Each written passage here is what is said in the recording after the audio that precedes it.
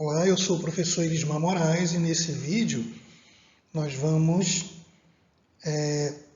realizar a resolução da segunda revisão para a prova SAEB 2025. Esse vídeo ele foi produzido para uma turma de 9º ano do Fundamental Maior de uma escola na periferia de Ananindeua, região metropolitana de Belém. Não se esqueça de curtir o vídeo e de se inscrever em nosso canal. Então, a primeira questão, Carla utilizou um molde com formato de um trapézio para fazer um ladrilho de argila conforme representado no desenho abaixo. Esse desenho aqui. A área do ladrilho de argila em relação à área do molde é letra A, metade, letra B, a quarta parte, C, o dobro ou D, o quádruplo. Então vamos à resolução, lembrando que a área do trapézio é a soma da base maior mais a base menor dividido por 2, tudo isso vezes a altura, né? Base maior mais base menor vezes a altura, tudo isso dividido por 2. Beleza, pessoal? Aqui, na área do menor, eu tenho que a base maior é 1, 2, 3, 4, 5, 6. E a base menor, 1, 2. E a altura, 1, 2 quadradinhos. Tá? Se eu tomar essa área aqui, eu posso fazer isso porque ele não deu a medida nenhuma, então posso supor aqui que seja 2 centímetros a base menor. Que é a altura, 1, 2, vou colocar 2 centímetros. E aqui 1, 2, 3, 4, 5, 6, a base maior, 6 centímetros. No trapézio maior, aqui a base maior eu tenho 12, que é o dobro, né? E a menor eu tenho 4, que também é o dobro do molde. E na altura eu tenho 4, também é o dobro do molde. Beleza, pessoal? Então, uma estratégia aqui de resolução é você calcular as duas áreas e comparar. É isso que eu vou fazer, tá? Então, vou chamar a área do menor de Azinho. Então, a base maior é 6 centímetros, a base menor é 2 centímetros e a altura 2 centímetros, e tudo isso dividido por 2, beleza? Aqui, ó,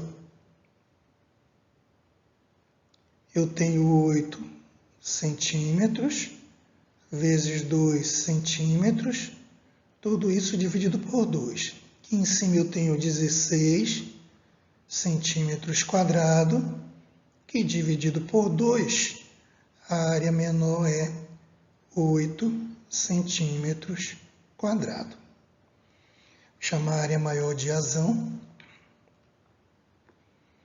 Eu vou ter a base menor 12 centímetros, a base maior, né? A base menor 4 centímetros, a altura 4 centímetros e o resultado de tudo isso eu divido por 2, beleza?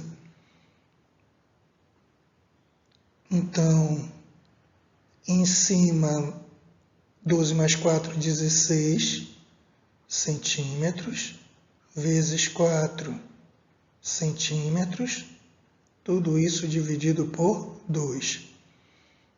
4 vezes 16, 4 vezes 6, 24, leva 2, 4 vezes 1, 4 e 2, 6, 64 centímetros quadrados, tudo isso dividido por 2. Então, a área do maior,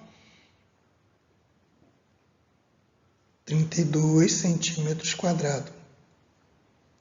Comparando as duas, pessoal, eu tenho que 32 é 4 vezes 8, então, o quádruplo, beleza? Então, a área do maior é 4 vezes maior que a área do menor. Isso é uma relação que sempre vai acontecer, tá? Se eu dobrar as medidas das dimensões, a área vai ficar multiplicada por 4. Da mesma forma, do maior para o menor, se eu dividir por 2 as dimensões, a área vai ficar dividida por 4. Que na verdade ela vai ficar dividida por esse quociente ao quadrado. Por exemplo, se eu triplicar a área do menor, as dimensões do menor, então a área do maior vai ficar multiplicada por 3 ao quadrado. Então vai ser 9 vezes a área do menor. E ao contrário, se eu dividisse tudo por 3, a área do menor ficaria dividido por 3 ao quadrado. Ou seja, seria 9 vezes menor que a área da maior figura. Essa relação ela sempre vai acontecer. Como uma dica aí para quando você estiver resolvendo questões desse tipo, tá, pessoal? Próxima questão. Observe o sólido apresentado, é um quadrado, né? Quadrado é composto, quadrado não, um cubo, por 6 faces quadradas, por isso ele é chamado também de hexaedro. E ele quer saber qual é a planificação do hexaedro, né? Então, na planificação, ele vai ter 6 faces.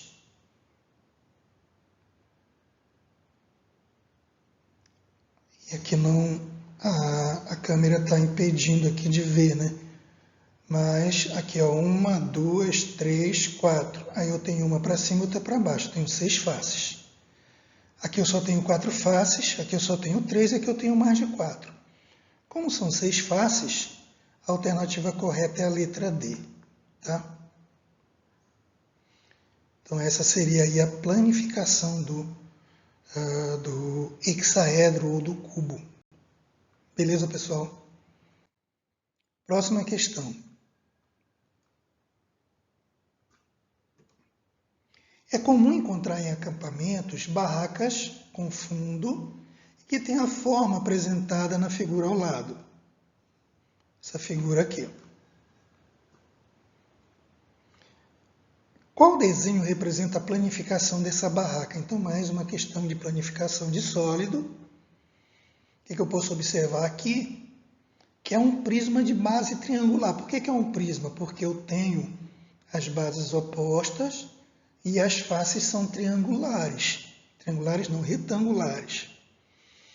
Então, quando eu tenho duas bases simétricas ou opostas e tenho as faces retangulares, eu tenho um prisma. Se a figura da base for um triângulo, um prisma de base triangular. Se fosse um quadrado, um prisma de base quadrangular. Se fosse um pentágono, um prisma de base pentagonal. E assim vai. Então, eu vou procurar aqui onde eu tenha 3 retângulos e 2 triângulos em lados opostos. E eu só vou encontrar isso aqui na letra C. 1, 2, 3 retângulos e os 2 triângulos em lados opostos ou simétricos aqui, né? E aqui eu tenho 3 triângulos, mas aqui eu tenho 3 retângulos, mas os triângulos estão todos do mesmo lado. E aqui eu só tenho um triângulo. Aqui eu tenho 2 triângulos em lados opostos, mas só tenho 2 retângulos. Por isso, a alternativa correta é a letra C.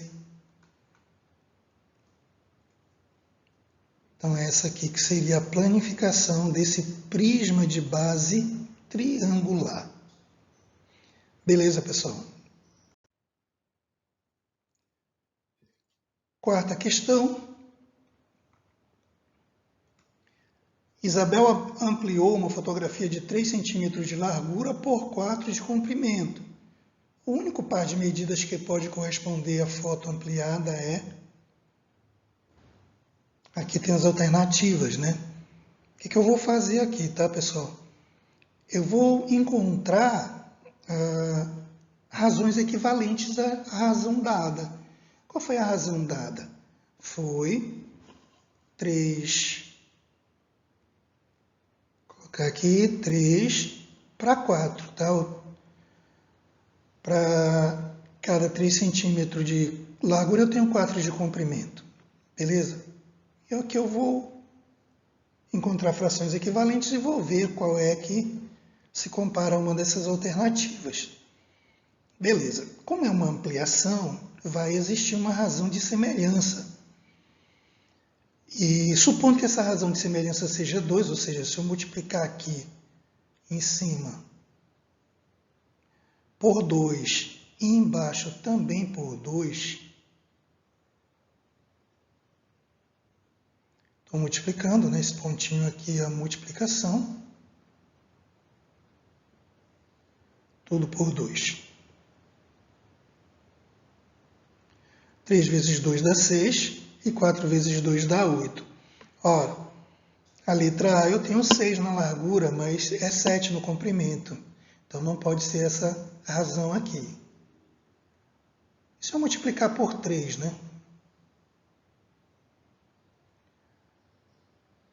Vezes 3, vezes 3. 3 vezes 3 dá 9 e 4 vezes 3 dá 12. Bom, 9 na largura é a letra C, mas só que a letra C, o comprimento é 10, portanto não pode ser a letra C. Eu vou para mais uma fração, uma razão equivalente. Se eu multiplicar por 4, se a ampliação for na razão de 4, ou seja, a razão de semelhança dessa ampliação for 4. Então, se eu multiplicar por 4 embaixo e em cima, eu vou ter em cima 3 vezes 4, 12, e 4 vezes 4, 16, letra D. É a única que eu tenho 12 centímetros de largura e 16 centímetros de comprimento. Pessoal, ia ficar que nessas duas figuras aqui, tá? Ó, 3 de largura, 4 de comprimento. Se eu multiplicar aqui por 3, dá 12. Se eu multiplicar aqui por 4, dá 12. Se eu multiplicar aqui por 4, dá 16. Portanto, a ampliação ficou com uma fotografia com 12 centímetros de largura e 16 centímetros de comprimento. Beleza, pessoal? Próxima questão. Uma torre de comunicação, essa torre aqui, apresentada na figura abaixo. Para construir uma miniatura dessa torre, que tenham dimensões 8 vezes menores que a original, deve-se, ser 8 vezes menores, basta dividir todos as suas arestas ou os seus lados por 8. Então, vou procurar uma que esteja multiplicar as dimensões da original por 8, não, porque eu estou reduzindo. Dividir as dimensões da original por 8, sim, nem vou procurar outra. Letra B. Beleza? Mas a letra C, multiplicar as dimensões por 4, seria uma ampliação. Dividir as dimensões por 4, não teria uma com a metade daquela que eu estou pretendendo, né? Que com metade não, com o dobro naquela que eu estou pretendendo, que é 8 vezes menor, beleza? Portanto, a alternativa correta realmente é a letra B, beleza, pessoal? Sexta questão. Os retângulos 1 e 2 da figura abaixo, da imagem abaixo, são semelhantes e o fator de ampliação é 3. Aqui, tá? E ele quer saber qual é o valor do comprimento x. Bom, se o fator de ampliação é 3, pessoal, de cara logo eu nem vou fazer conta. Os lados do maior foram conseguidos multiplicando os lados do menor por 3. Então, o x aqui é o lado de cima, o x aqui é o lado de cima. Então, basta multiplicar o lado de cima do menor por 3, eu vou ter o valor de x. Beleza? Então, no caso aí, sem fazer x seria igual a 7 vezes 3. X igual a 21. Se ele não tivesse dado o fator de ampliação, está resolvido, tá? Questão C. Bom, digamos que ele não tivesse dado o fator de ampliação, o que é que eu iria fazer? Se as figuras são semelhantes, vale a proporcionalidade entre os lados correspondentes. O que isso quer dizer? Se eu dividir x por 7, x é o lado do maior pelo lado do menor. Tá? Se aqui é 4, o lado esquerdo é 4, o lado direito também é 4. Basta dividir o lado direito do maior pelo lado direito do menor. 12 por 4. E aqui,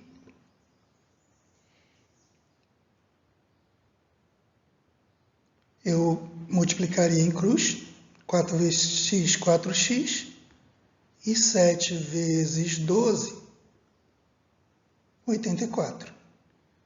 X igual 84, o 4 que está multiplicando, eu passo dividindo. X igual a 21, beleza?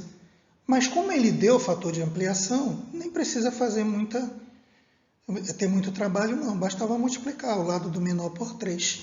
7 vezes 3, 21. Alternativa D.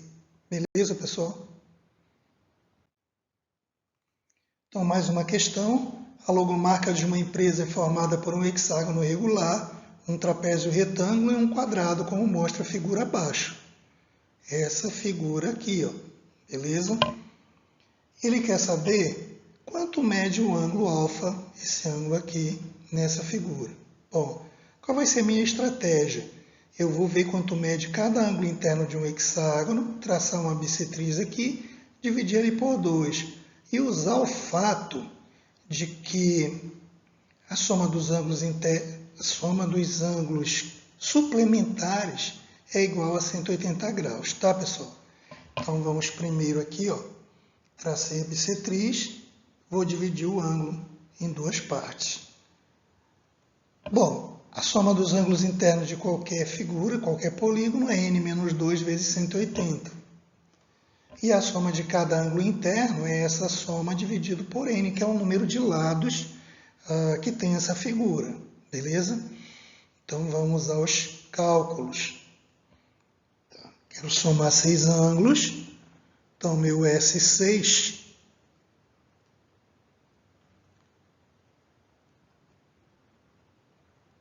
6 menos 2 vezes 180.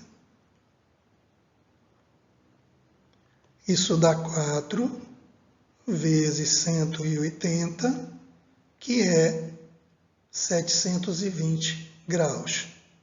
E meu ângulo interno, eu vou pegar esse 720 e vou dividir por 6, que é o número de lados dessa figura. Isso vai dar exatamente 120 graus. Então, cada ângulo interno aqui, ó, 120 graus. Como eu dividi aqui no meio, aqui vai ter 60 e aqui 60. E cada ângulo interno de um quadrado mede exatamente 90 graus. Quando eu somar tudo que tiver por aqui, vai dar 180 graus. Eu vou me lembrar disso aqui, tá, pessoal? Do transferidor, né?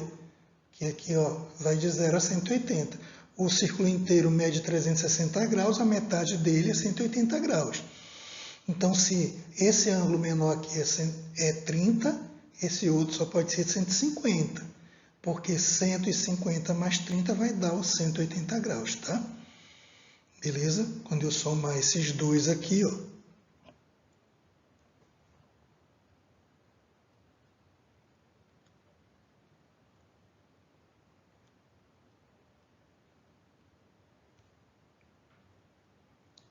tem que dar 180 graus. É isso que eu vou fazer, tá? Então, quando eu somar todos esses ângulos, tem que dar 180 graus. Então, quando eu pegar aqui, ó, alfa mais 90 mais 60, tem que resultar em 180 graus. Tá? Então, alfa mais 150, 180 graus. Então, meu alfa vai ser 180 graus. O 150 eu passo para lá, tá somando, eu passo subtraindo, tá?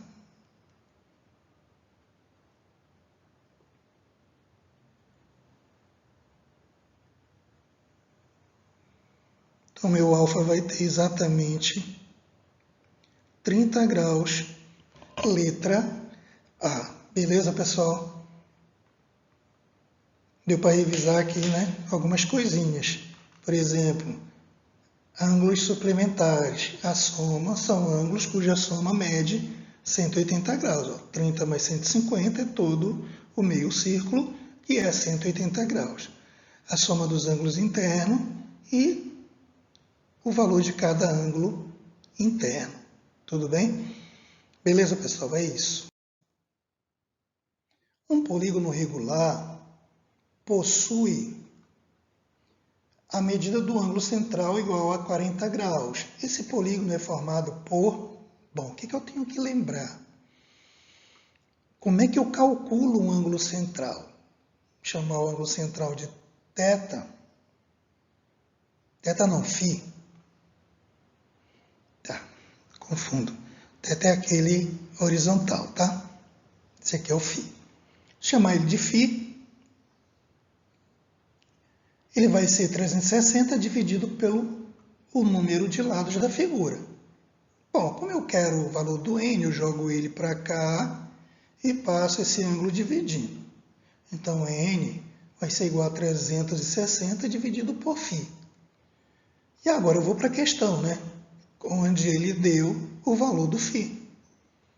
Portanto, o n vai ser 360 por esse φ que ele deu, 40. E isso dá exatamente 9. Portanto, é uma figura de 9 lados. E o nome da figura de 9 lados, pessoal, é eneágono. Beleza? Vamos agora para a nona questão, tá? Observe os pontos representados no plano cartesiano abaixo. Bom, pessoal, o que é plano cartesiano? É esse plano delimitado por duas retas ortogonais, ou seja, perpendiculares entre si, que isso quer dizer que elas se cruzam formando ângulos aqui de 90 graus. Aqui é 90, aqui é 90, aqui é 90. Beleza? E elas se cruzam em um ponto chamado de origem. E aqui eu vou atribuir o zero, tá? A reta horizontal a gente chama de abscissa, e aonde eu coloco os valores de x, também chamado de eixo 0x. E a reta vertical a gente chama de ordenada, onde eu coloco os valores para y, também aqui chamado de eixo 0y. Beleza? Qualquer ponto nesse plano, por exemplo, um ponto P qualquer genérico, ele é formado pelas coordenadas x e y. O primeiro valor é x, que é o horizontal, e o segundo valor é o vertical, que é y. Por exemplo, eu quero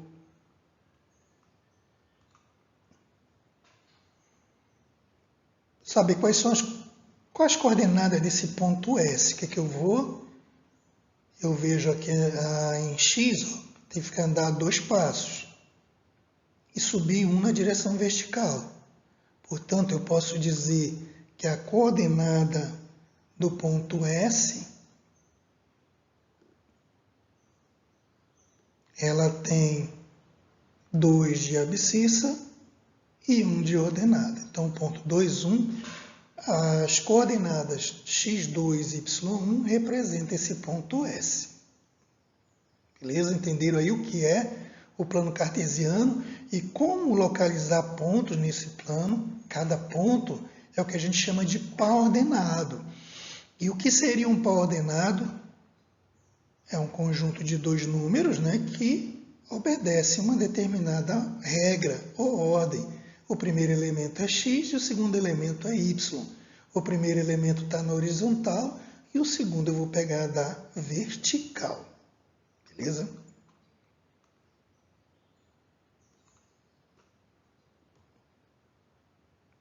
O pau ordenado x2, y menos 1.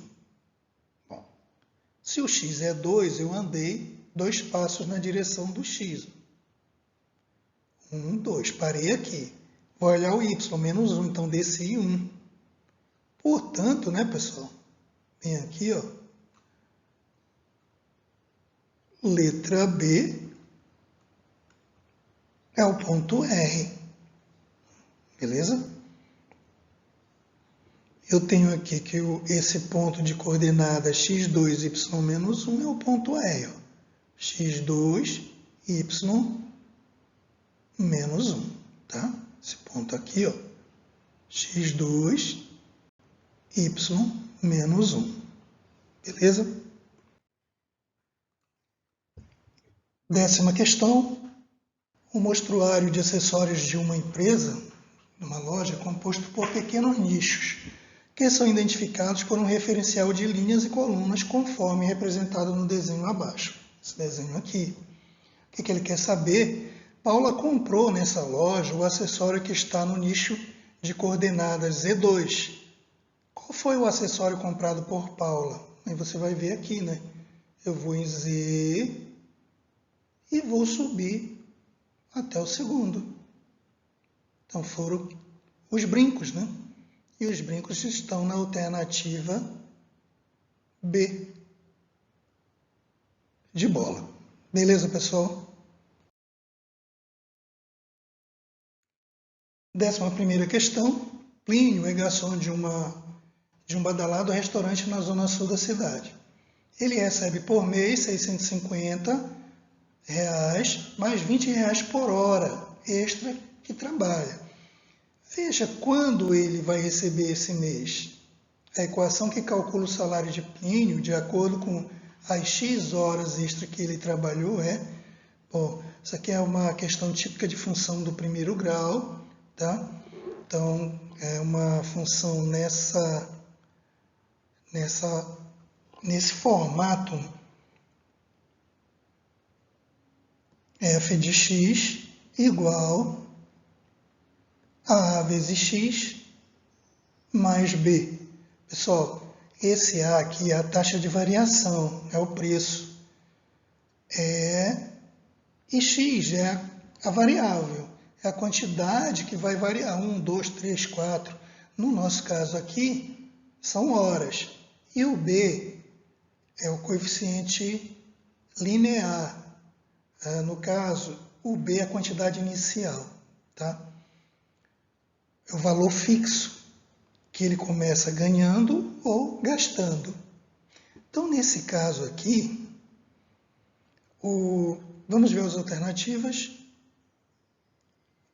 Poxa, como estou cansado, mas vou receber R$1.000,50 esse mês. Aí, quais seriam as alternativas, né? Para esse caso do Plínio, o salário dele em função de x seria S de x igual o valor fixo, 650, mais 20 vezes x, onde 20 é o valor da hora extra e x é a quantidade de hora extra. Ele, nesse caso, ele está dando aqui o valor de S de x. Ele está dizendo que é 1.050. Então, se S de x, vou até usar aqui se S de x é igual a 20x mais 650, eu também posso escrever da seguinte forma. 20x mais 650 igual ao S de x, tá? Como é uma igualdade, se eu trocar de posição não vai alterar, né, a propriedade comutativa. Não, essa aqui não é a propriedade comutativa, é a propriedade reflexiva. Se A igual a B, B igual a A, beleza? Bom, para o nosso caso, como é que ficaria? Ficaria 20x mais 650 igual a 1050. Ah, Elismar, mas não tem essa alternativa. Tem sim, tem ela bem aqui, ó. Letra C. Porque aqui, ó, 20x mais 650, eu também posso escrever como 650 mais 20x igual a 1050. Beleza, pessoal? Bom, resolvi, né? Letra C. Uma curiosidade. Quantas horas ele trabalhou para ganhar esse 1050? Se eu tivesse uma outra pergunta, para ganhar 1050, quantas horas ele precisou trabalhar? Então é só resolver essa equação, tá? Só pegar aqui, ó, 650 mais 20x igual a 1050. Isolo 20x. Do outro lado eu tenho 1050, eu repito. E o 650 que está somando, eu passo subtraindo. Então, 20x igual ao resultado dessa subtração. Aqui, 600 dá 400, né? Se eu diminuir 1050 menos 650. Então, x vai ser igual a 400 dividido por 20. Olha que bacana. Pode cortar esse zero. Fica 40 dividido para 2, que dá 20. Então, nesse mês, ele só trabalhou 20 horas extras. Beleza? Isso aqui seria uma outra questão, tá, pessoal? Não vamos confundir. A resolução é essa aqui, ó. Beleza? E o resultado é a letra C, 650. Tá? Se a mãe de Murilo triplicar o valor pago de sua mesada e descontar R$5, ele ficará com 40. Uma equação que expressa essa situação é, ó, vamos analisar aqui, ó. Se o salário dele for X, tá? Se ela triplicar, vai ficar o quê? 3x. Vamos dizer aqui que aqui seja o salário, né? Salário, como ele está chamando aqui, mesada. Beleza?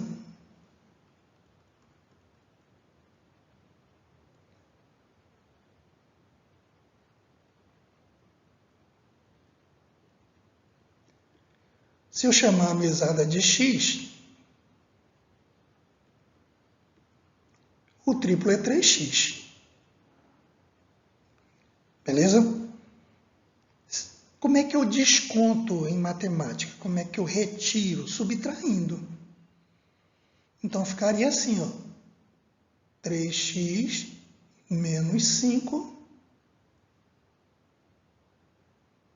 igual a 40. E qual é a alternativa? Letra B. Triplicou, descontou 5, ficou com 40. Beleza, pessoal? Uma questão bem simples aí, utilizando também função do primeiro grau. As variáveis n e p assumem valores conforme mostra o quadro abaixo. O que ele quer saber? A relação entre p e n é dada pela expressão que eu posso observar aqui, ó.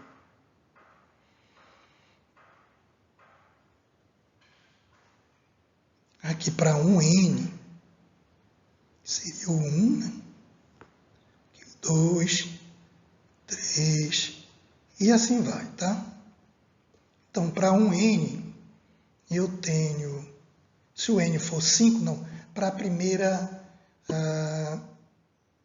relação aqui. O n é 5, o p é 8. O que foi que eu fiz aqui? Eu sou 8 é como se eu tivesse 5 mais 3, né? Só que não tem nenhuma relação aqui n mais 3. Certo? Mas se eu duplicar o 5, dá 10. 2 vezes 5.